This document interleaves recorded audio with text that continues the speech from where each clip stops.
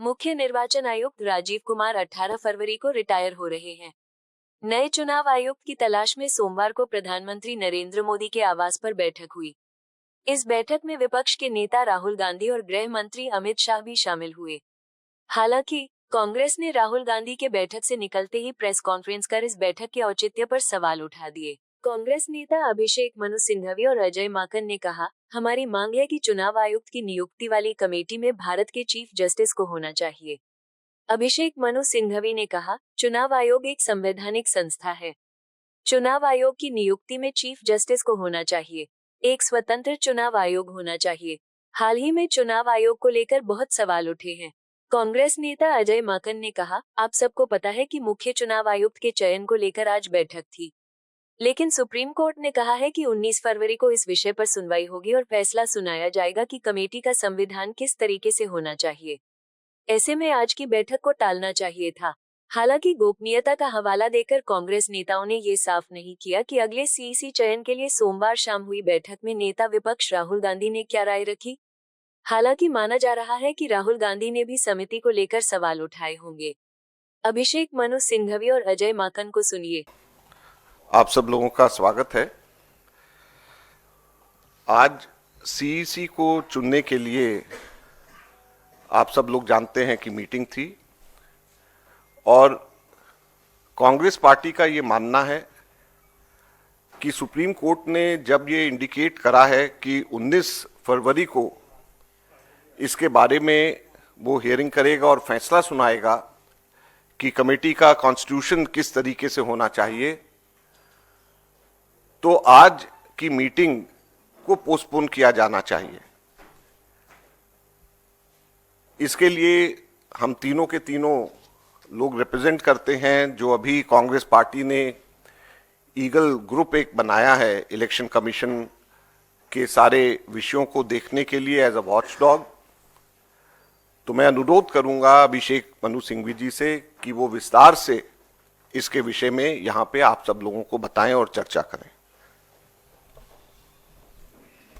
धन्यवाद माकन जी। सफल जी। दोस्तों, मैं संक्षिप्त में आपको कांग्रेस पार्टी का स्टैंड तथ्यों के साथ समझाना चाहता हूं।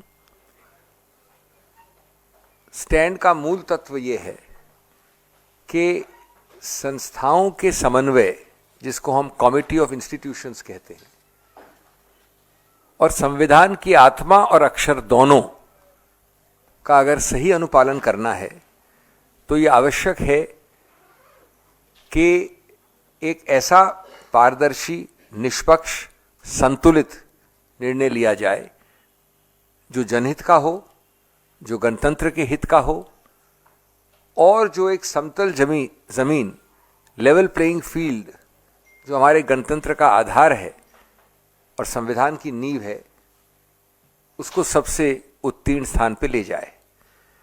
तो ये कांग्रेस का स्टैंड है और इसके जो बाकी तथ्य हैं वो ये हैं।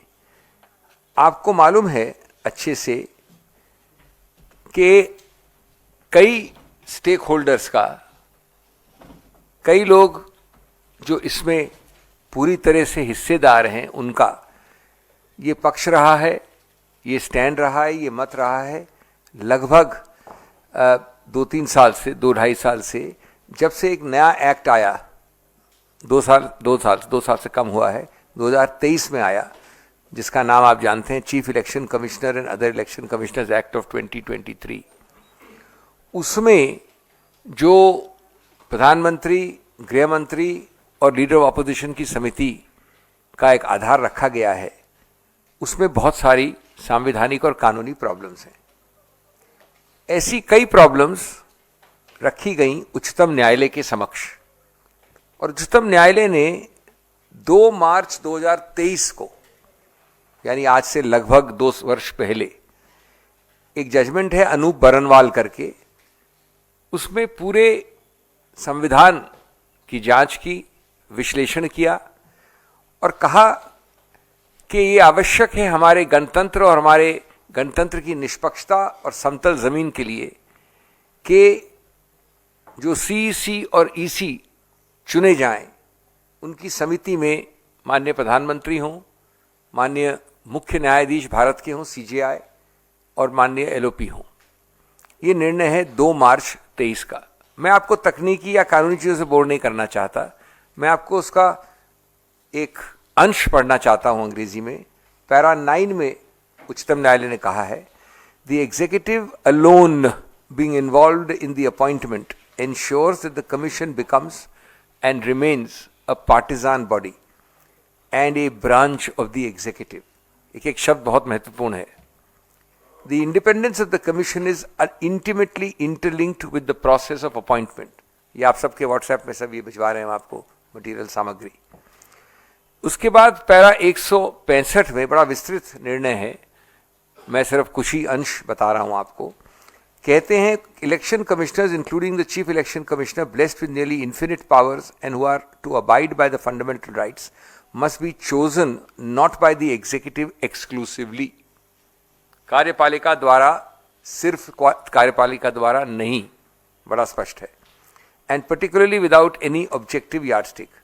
फिर 119 में कहा है, in order to allow independence in the functioning of the election commission as a constitutional body, the office of the CEC as well as the election commissioners have to be insulated, शब्द है insulated, from the executive। और कई para से एक para और है 8, जहां कहा है कि like the judiciary, election commission को, चुनाव आयोग को न्यायपालिका का स्तर दिया गया है, क्योंकि संवैधानिक संस्था है, वो कानूनी नहीं है सिर्फ। Like the judiciary, the election commission must display fearless independence in the absence of norms regarding the appointment. A central norm, namely institutional integrity, is adversely affected. An independent appointment mechanism would guarantee eschewing of even the prospect of bias. अब ये निर्णय आया था, जैसे मैंने बोला आपको, 2 मार्च को 2023 को। इसकी आत्मा क्या है, इसका उद्देश्य क्या है, इसका मंतव्य क्या है, इसकी सोच क्या है कि अभी आपके पास कोई कानून नहीं है, इसलिए हम ये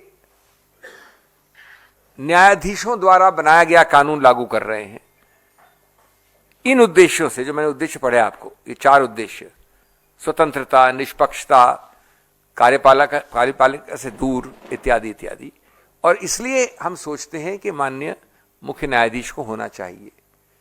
ये जरूर है कि कार्यपालिका कोई अधिकार क्षेत्र है कि वो इसमें कानून बनाए, लेकिन इस निर्णय के आत्मा को बिना समझे, अक्षर को बिना समझे, इसके व्यापक उद्देश्य को बिना समझे, तुरंत भगदड़ में, जल्दबाजी में, कुछ ही महीनों उसके बाद मोदी सरकार ने ये कानून लाए, जिसका नाम मैंने पहले लिया। इस कानून में ठीक विपरीत किया जो उस निर्णय में लिखा था। पूर्णतः कार्यपालिका द्वारा चयन का इसमें प्रावधान है। खैर, कानून बनने का अधिकार क्षेत्र निश्चित रूप से उच्चतम न्यायालय ने दिया था। इसका मतलब ये नहीं कि सुशासन का ये आह्वान है कि क्योंकि आपको अधिकार क्षेत्र दिया है इसलिए आप वही कदम उठाएंगे जो कार्यपालिका के पक्ष में होगा, क्योंकि आप सत्तारूढ़ हैं। खैर, उसके बाद इसको चुनौती दी गई वापस। चुनौती के कई कारण हैं। एक तरफा गैर समतल चुनाव का एक जमीन बनाना, गणतंत्र का मूल तत्व, बेसिक स्ट्रक्चर, एक स्वतंत्र चुनाव आयोग होना चाहिए।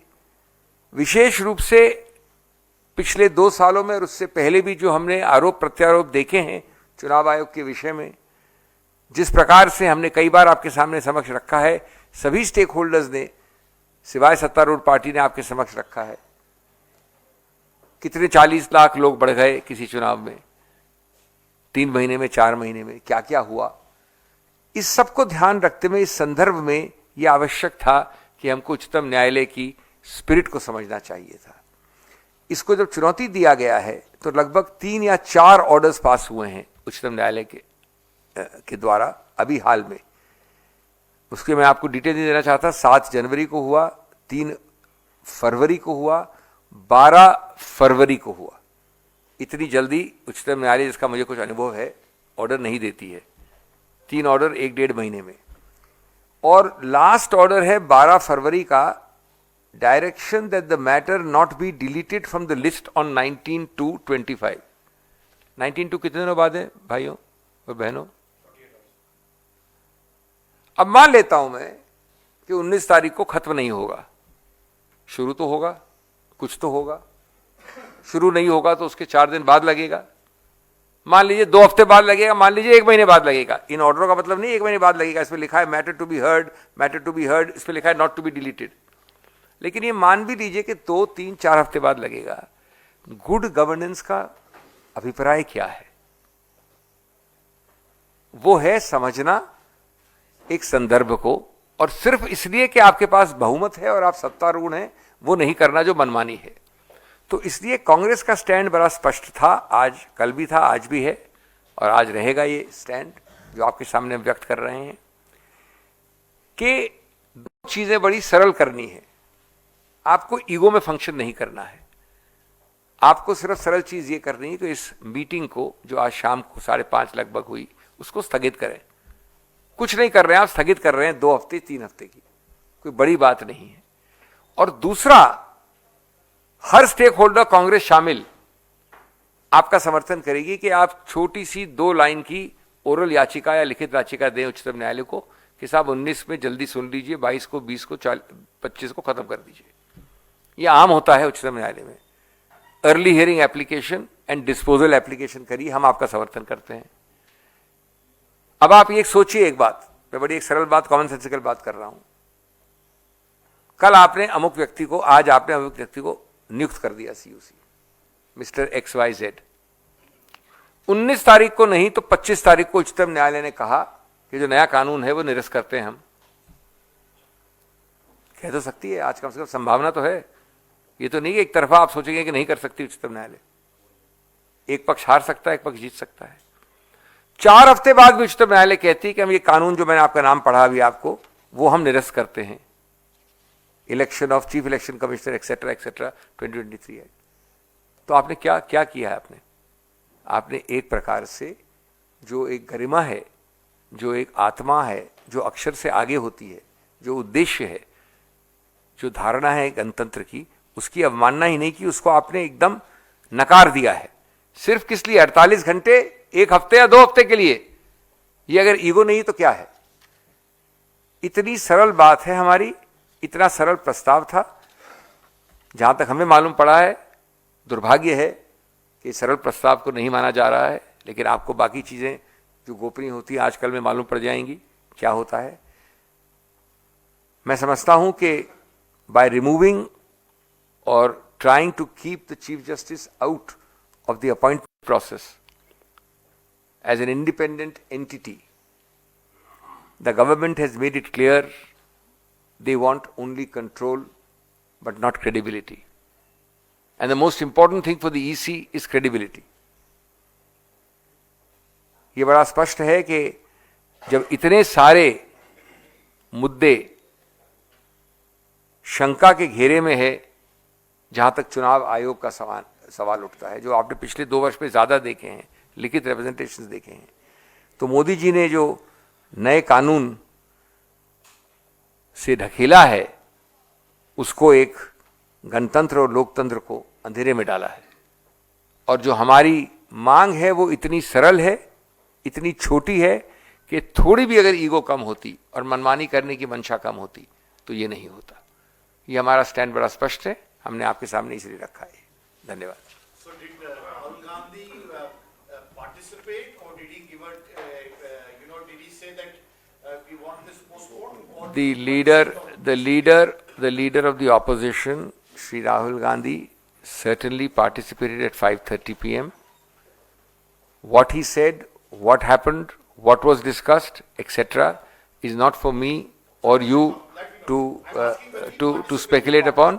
He participated 100%, and what happened, etc., no, we don't know. We can't say anything. What happened, etc., you'll know within 24 or 48 hours. There's no point speculating about it. But did you support the idea of Mr. Gyanendra becoming the CEC? Or did you?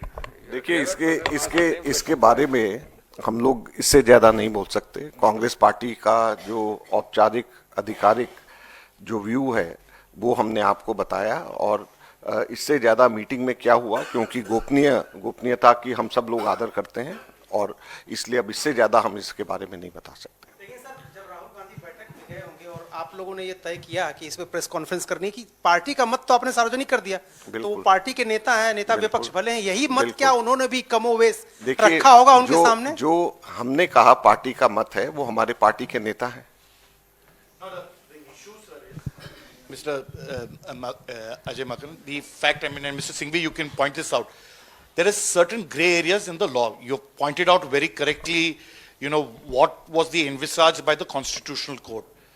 But as the Chief Justice of India himself said in his court, that this will be subject to our final outcome, whatever is decided. You could have written much earlier requesting the Prime Minister not to hold this meeting. No, you're wrong, Prabhu. I'll tell you very simply. First of all, nobody is suggesting you do X or Y. Nobody is suggesting that the Supreme Court will hold X or Y. Nobody is attempting to be presumptuous about court decisions. It's a very simple point. The court is actively seized, not merely sub judice manner, actively seized within days and weeks of when we are talking of an issue of constitutional importance. Mr. CEC retires only now. The meeting is notified only now. The decision of the government becomes ripe this way or that way only now.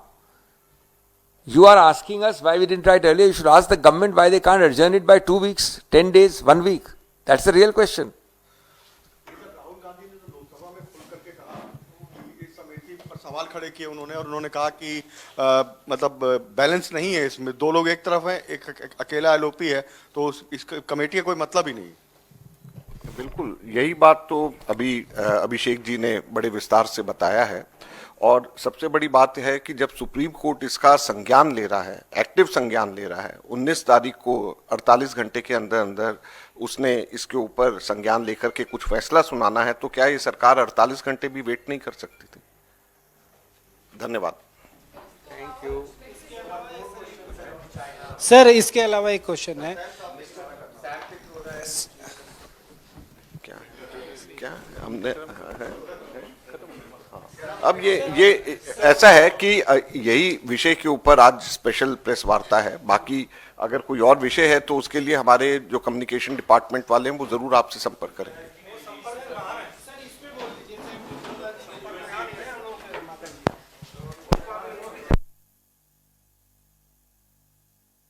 अगर आपने हमारा अभी तक channel subscribe नहीं किया है तो कृपया चैनल सब्सक्राइब कर लें, लाइक करें, शेयर करें, कमेंट करें।